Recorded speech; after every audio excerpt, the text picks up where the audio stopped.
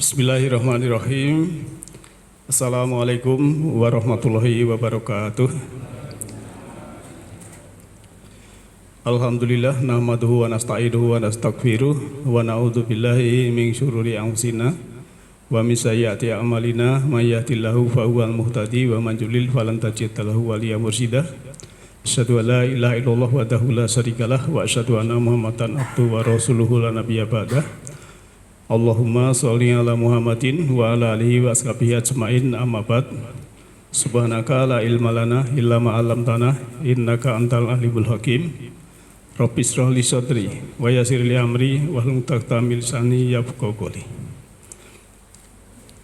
Sahabat, ayah bunda, kaum muslimin kaum muslimat rahimakumullah yang insyaallah dirahmati oleh Allah Ta'ala, marilah kita senantiasa bersyukur kepada Allah Ta'ala bahwa pada saat ini kita masih diberikan keberlimpahan dalam kehidupan ini. Kita masih diberikan kesehatan, kenyamanan, kedamaian, keislaman, keimanan, keselamatan, kedamaian, kesejukan. Semua itu karena Allah Maha Pengasih lagi Maha Penyayang. Dan bersyukur dalam hati, membuka mata hati, membuka mata kolbu, membuka mata jiwa, membuka mata rohani, sehingga kita akan mendapatkan cahaya rohani, cahaya ilahi dari Allah Ta'ala. Bersyukur juga berarti menghargai pemberian Allah Ta'ala yang telah diberikan kepada kita semua. Dengan bersyukur kita akan menikmati kehidupan ini dengan penuh damai, ketentram, nyaman, dan juga kesejukan. Nah, Bapak Ibu yang saya hormati, untuk malam ini kita meneruskan ya. Kemarin sifat negatif manusia. Yang pertama ini yang kedua. Walaupun di WA Group sebetulnya favorit parenting, tapi karena ini belum selesai, ini kita selesaikan dulu. Nah, Bapak Ibu yang saya hormati, kemarin kita sudah membahas beberapa hal sifat negatif manusia. Karena apa ini kita bahas? Karena jangan sampai sifat-sifat negatif itu setelah kita ya menghadap Allah Ta'ala, kita masih punya sifat-sifat itu. Karena ya selama ini mungkin ya kematian itu sebagai musibah dan sangat ditakuti. Padahal sebetulnya kematian itu adalah proses pembebasan. Orang yang sakit keras setelah mati bebas, tidak sakit lagi. Ya. Orang yang menderita kehidupannya setelah mati ya sudah, penderitaan yang kemarin sudah hilang. Tinggal dia akan menikmati amal-amal itu sesuai dengan yang diperbuatnya. Jadi kalau kita dipanggil Allah, ya penjenengan misalnya Ibu Umi Rosidah dipanggil Ibu Eti Bupati Sukoharjo.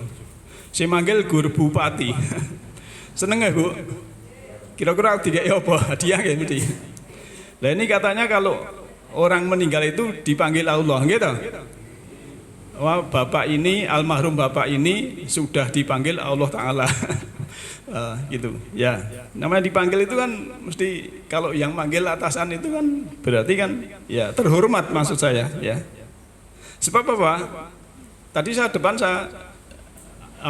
memberikan pengertian supaya kita waktu mati itu tidak punya sifat-sifat negatif ya. Ya, sebab apa? Kalau mati itu tadi dipanggil Allah Ta'ala terhormat ya, tidak usah ditakuti. Kalau makin ditakuti itu makin dekat Pak ya. Benar takut mati itu malah dekat. Tapi nek wis biasa wae pasrah Allah itu malah gitu ya. Itulah ya. Semesta itu seperti itu ya programnya. Kalau sesuatu yang kita takuti itu malah datang saja. Ya gitu. Cepat datangnya itu cepat gitu loh. Nah, karena kita tadi depan sudah diberikan keberlimpahan Allah Ta'ala, maka kita nikmati ya, kita syukuri ya, supaya kita lepas dari sifat-sifat negatif itu. Mari kita melihat ayat untuk terusnya ya. A'udzubillahi minasyaitonirrajim. Bismillahirrahmanirrahim. Innal insana khuliqa halu'a. Idza masahu syarru jazua wa idza masahul khairu manua ilal musallin alladzina hum ala salatihim daimun. Ya, ini kita bahas artinya. Kita baca dulu artinya.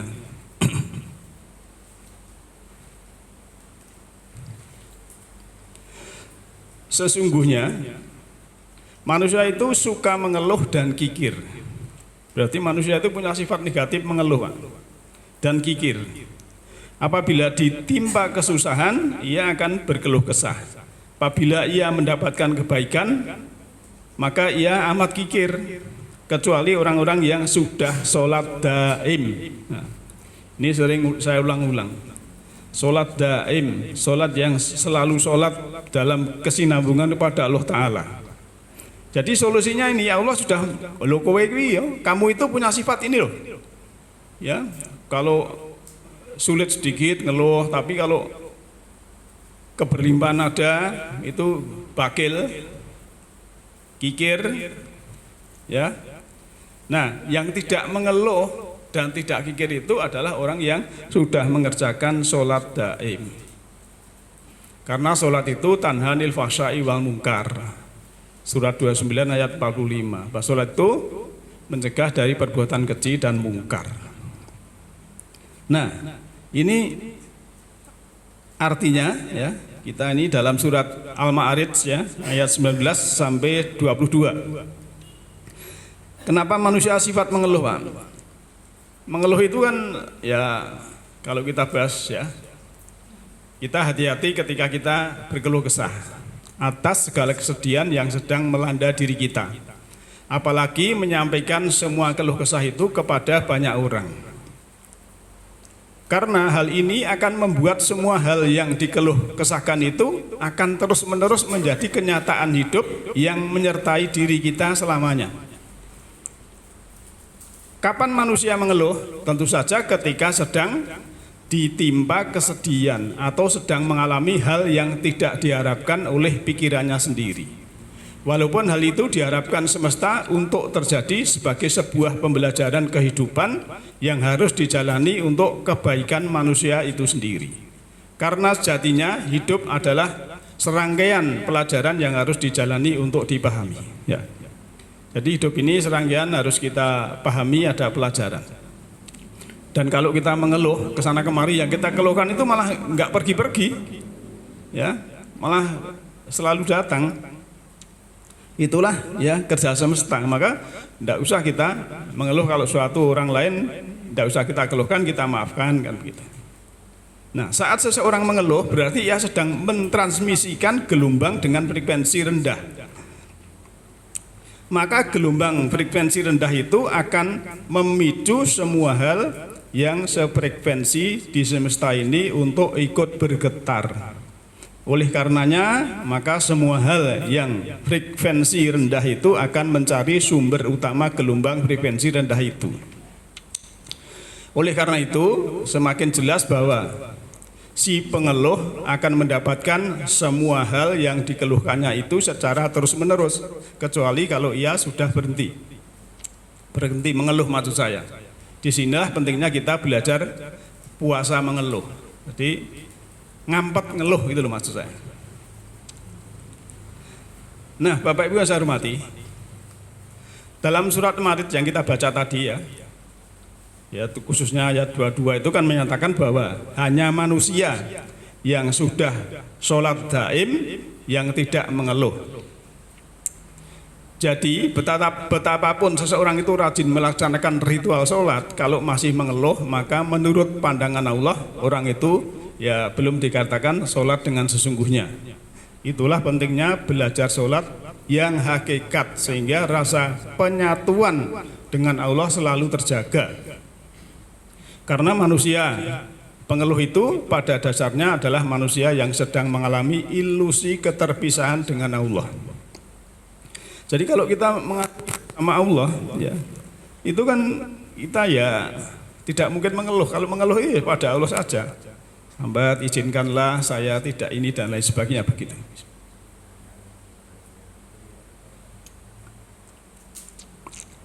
Nah, kita lanjut.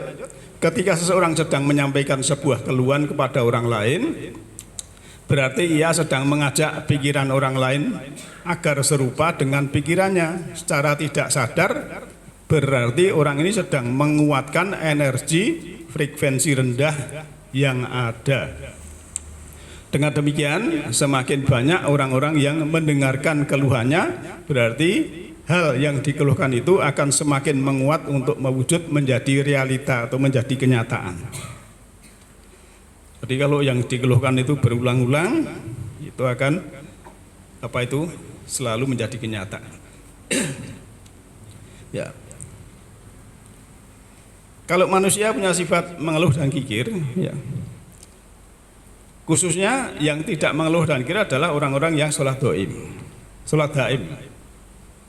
Orang itu kalau tidak mengerti, ya, mengeluh itu ternyata tidak baik. Dan sholat doim juga tidak paham. Akhirnya kan kalau orang itu tidak tahu kan tidak takut, Pak.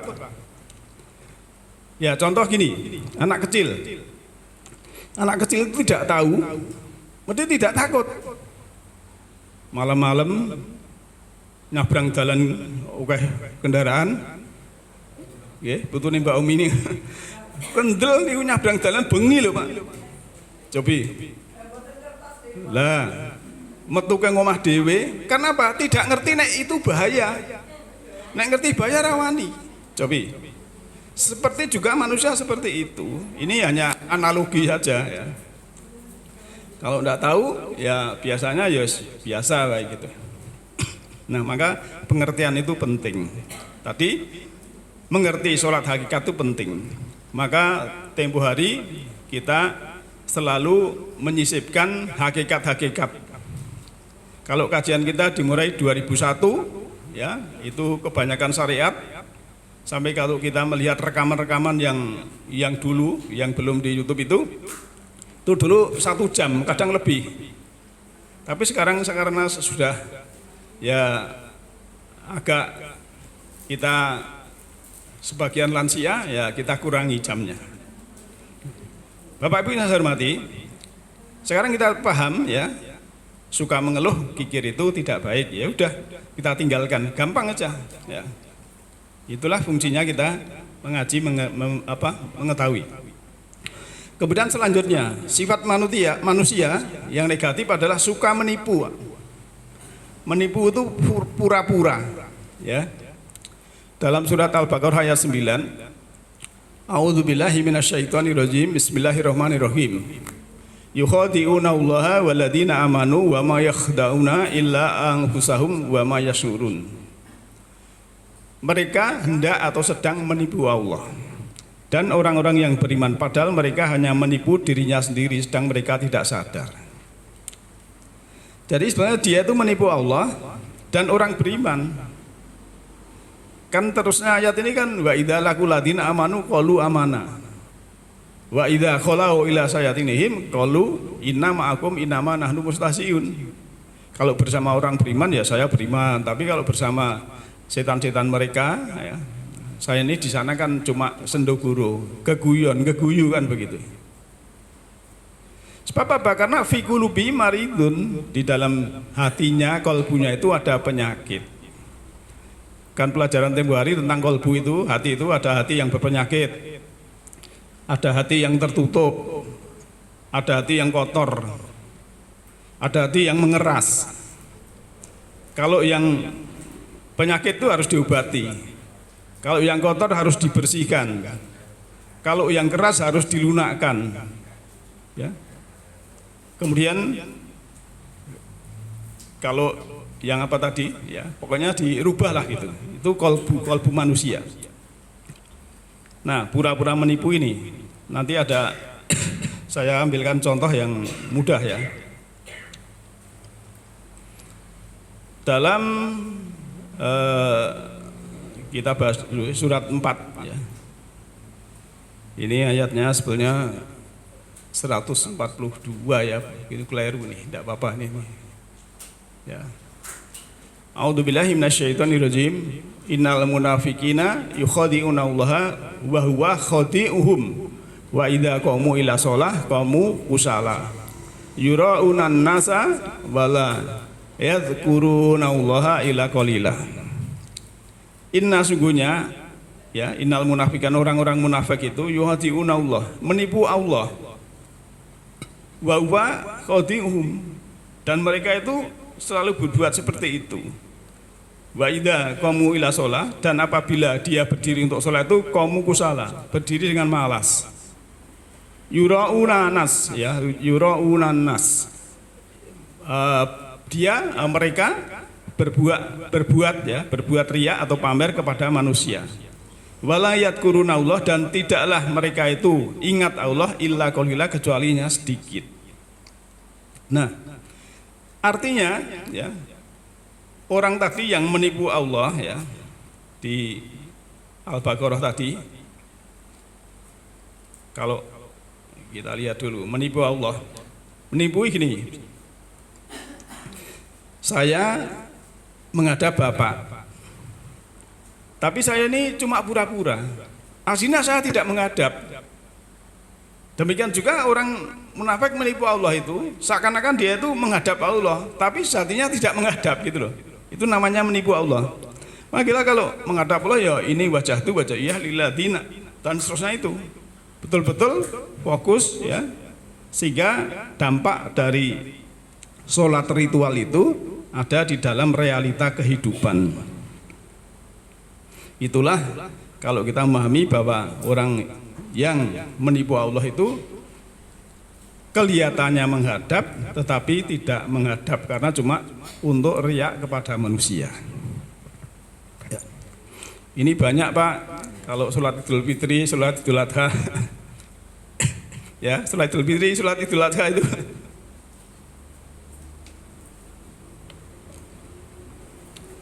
itu kan wah aku nek era sholat Idul Fitri, sholat Idul Adha ya dilokke gitu kan. Padahal 5 waktu enggak, mungkin juga Jumatan juga enggak. Enggak seperti itu. Ya, kita maka ini sifat negatif manusia, suka pura-pura atau menipu. Kalau bahasa Indonesia itu sesuatu yang diulang diakhiri an, Pak. Ya. Menghadap an, jadi tidak menghadap sungguhan. Kemudian yang berakhiran an, pokoknya diulang berakhiran an. Ya. Mahasiswaan, berarti bukan mahasiswa. Apa cari sendiri? Kayaan ya, orang kaya. Imanan, iya belum iman. Ya. Musliman dan sebagainya. Itu kalau bahasa Indonesia ada ulangan itu berarti tidak sungguhnya. Maka kita jangan sampai pura-pura ya kita menghadap Allah ya, sungguh menghadap.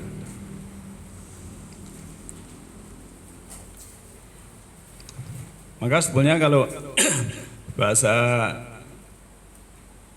universal untuk orang-orang yang sudah terhindar dari kikir dan terhindar dari keluh kesah itu kan, kalau di simbolisasinya kan jempol, Pak. Ini harusnya gambar jempol. Kalau penjelasan lihat sepak bola, ya, malam ini juga ada cari ranking ketiga, tapi nanti lihatnya. Ya, itu kalau dapat umpan yang bagus mesti jempol gini. Walaupun tidak bisa mengeksekusi. Nah, ya, artinya jempol itu baik. Ya.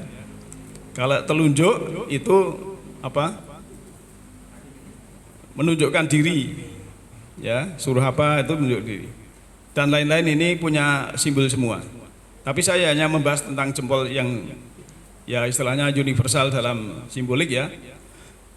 C-nya itu jujur, bahasa Qurannya sidik, E-nya eling, ya, eling itu dzikir bahasa Qurannya. Kemudian M-nya kan mituhu itu taat bahasa Qurannya. P-nya prigel itu dinamis, ya. Istilahnya suka bergerak yang baik. Maka dalam surat 4 ayat 95 itu orang mukmin yang dinamis lebih baik dari orang mukmin yang duduk manis.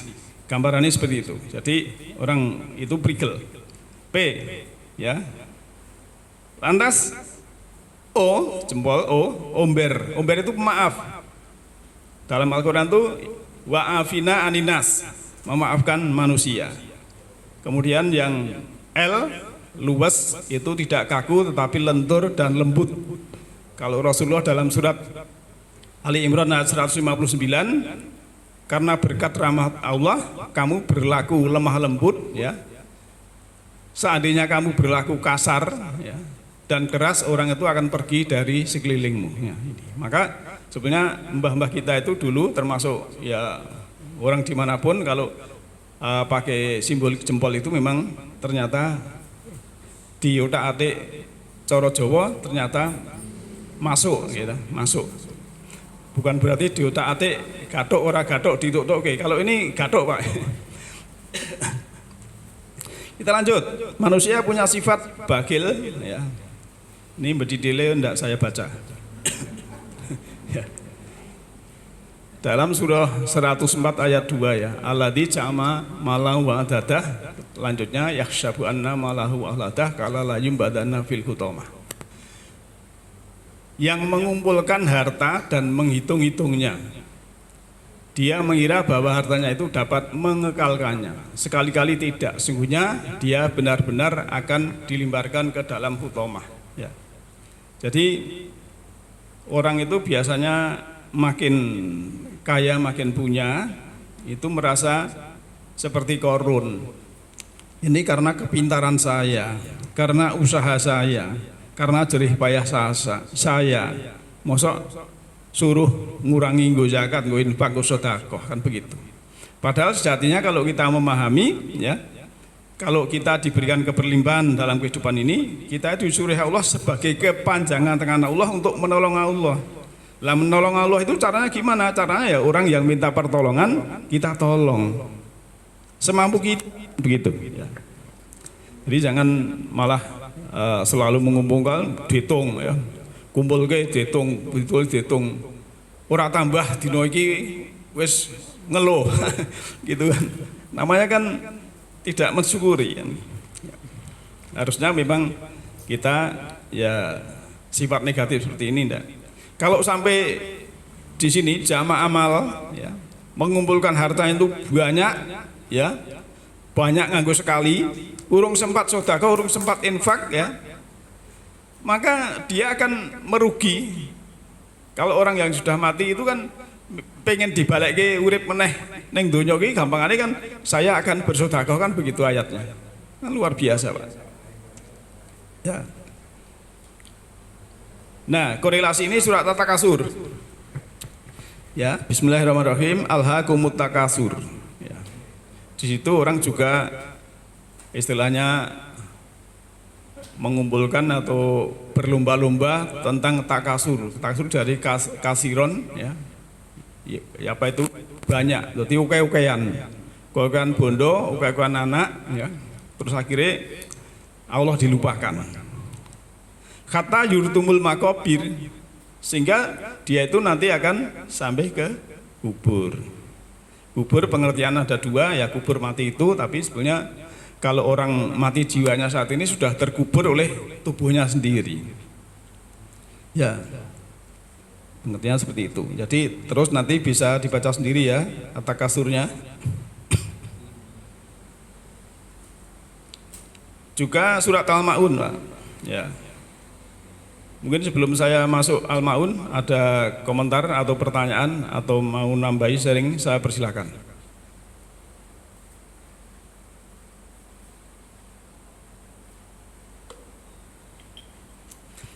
Tidak ada. Di sini kan surah Al-Ma'un itu kan ar-ra'aital ladzi yukadzibu biddin. Apakah kamu mengerti orang yang mendustakan agama? Fadzalikal ladzi yatu'ul yatim, yaitu orang yang tidak menganjurkan atau tidak memberikan makanan untuk orang miskin.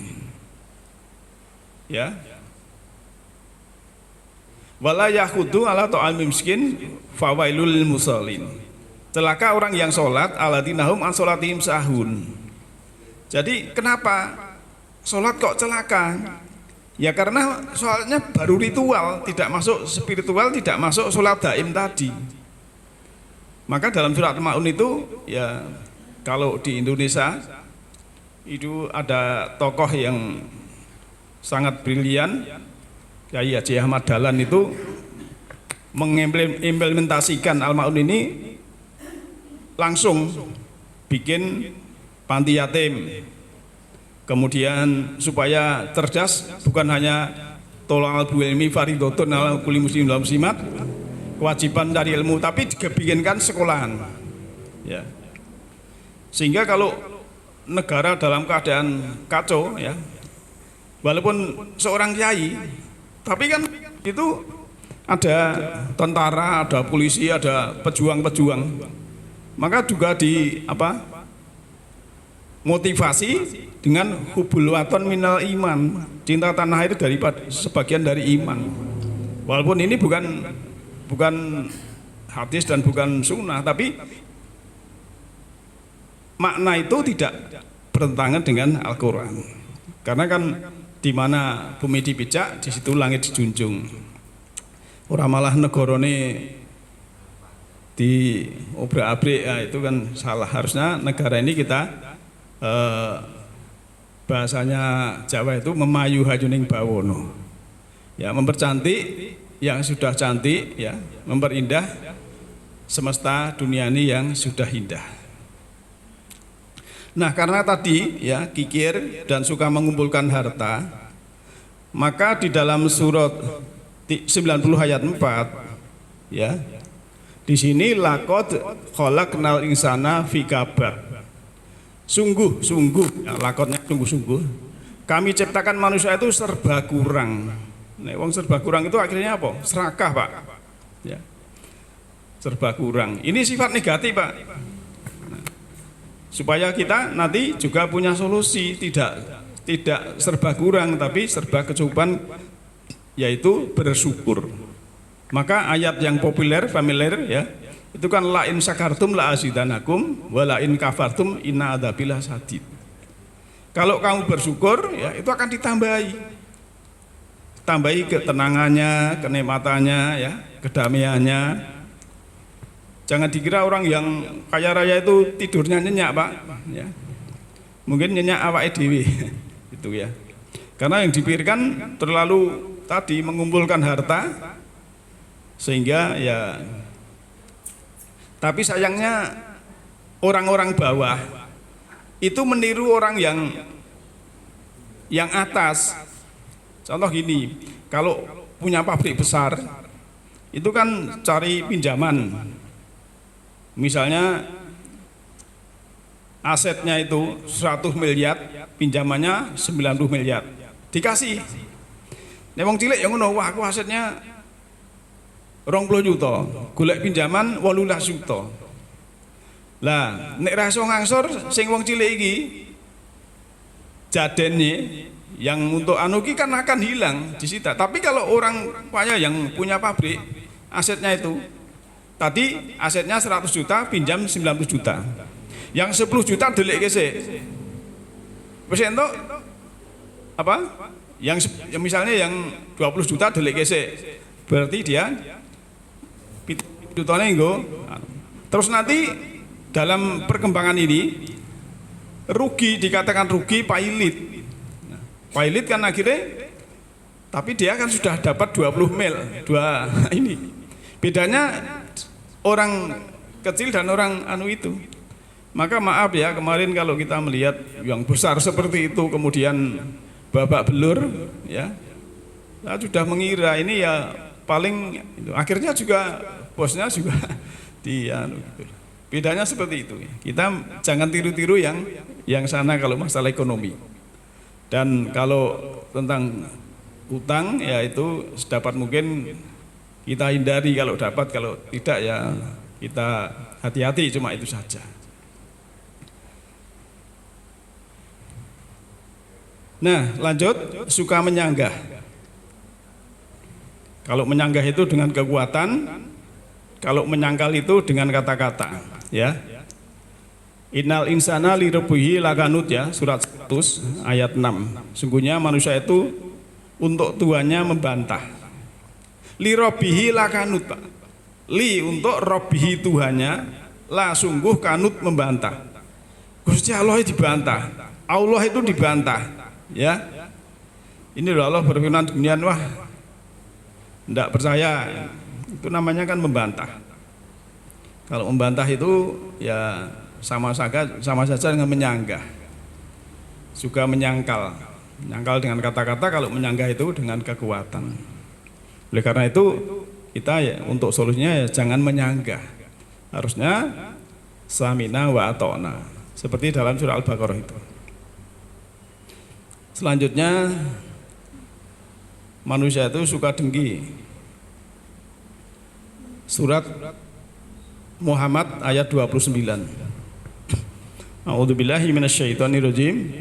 Am hasibal ladzina fi qulubihim maradun allan yukhrijallahu adghanahum.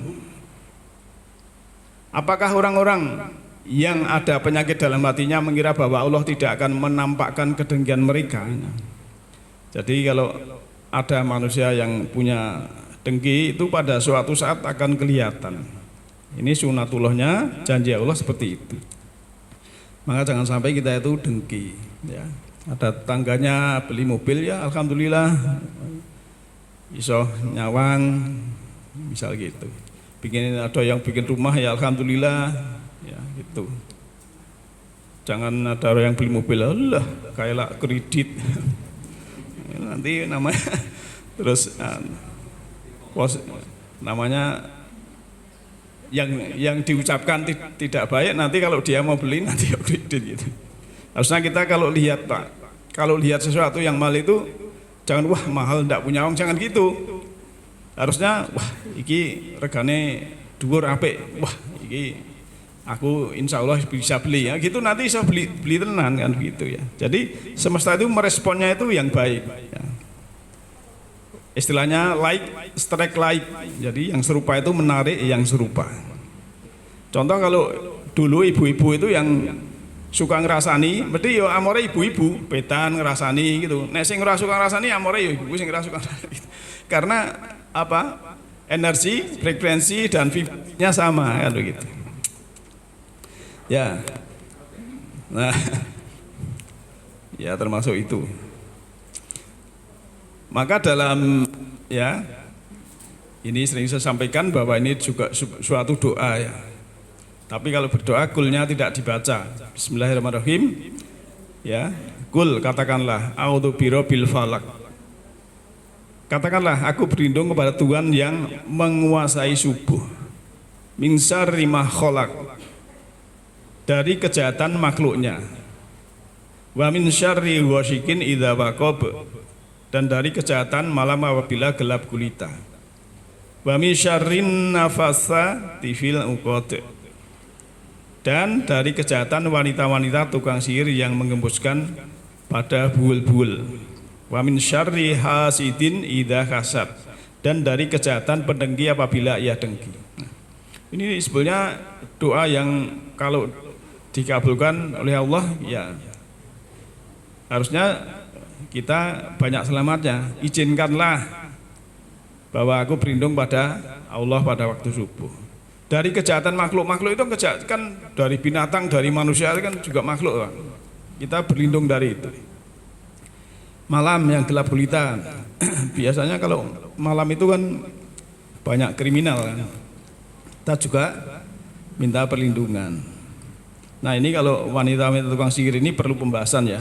Sebenarnya sihir itu orang yang tidak mau menerima realita, Pak.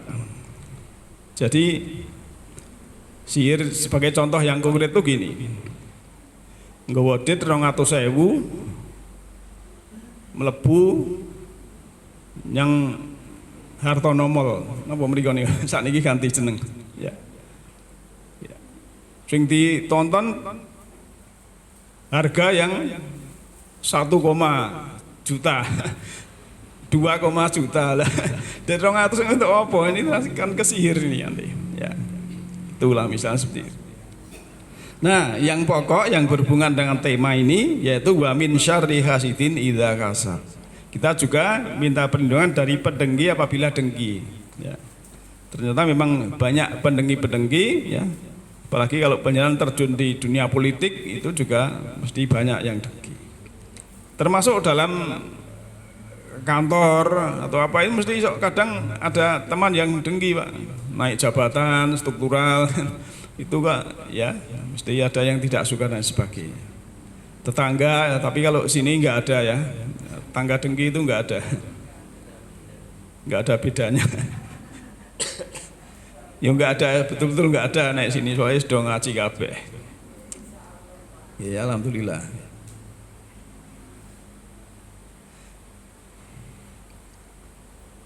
Nah, sebagai penutup Bapak Ibu ya, karena sesuatu yang negatif itu kan sifat-sifat yang tidak baik, termasuk kemarin itu kan ya, sifat buru-buru ya, sifat lain-lain ya. Sudah ini nanti yang kedua ini, jadi hidup ini kan seperti buku sebetulnya. Jadi koper depan adalah tanggal lahir, koper belakang adalah tanggal kematian ya. Karena apa? Supaya kita itu tutup buku ya. Tanggal buku di belakang ini sudah tidak ada catatan-catatan tentang sifat negatif kita. Nah, jembatan yang menghubungkan ya orang yang mencintai dengan yang dicintainya. Sebagian besar orang menganggap kematian masih jauh sekali. Namun ketahuilah, saat hari itu tiba maka sudah terlambat untuk melakukan apa yang bisa kita lakukan hari ini.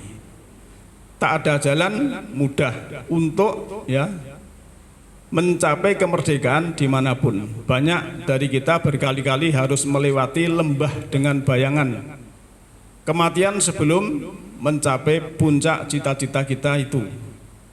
Mati tanpa cinta adalah kematian terburuk dari segala kematian.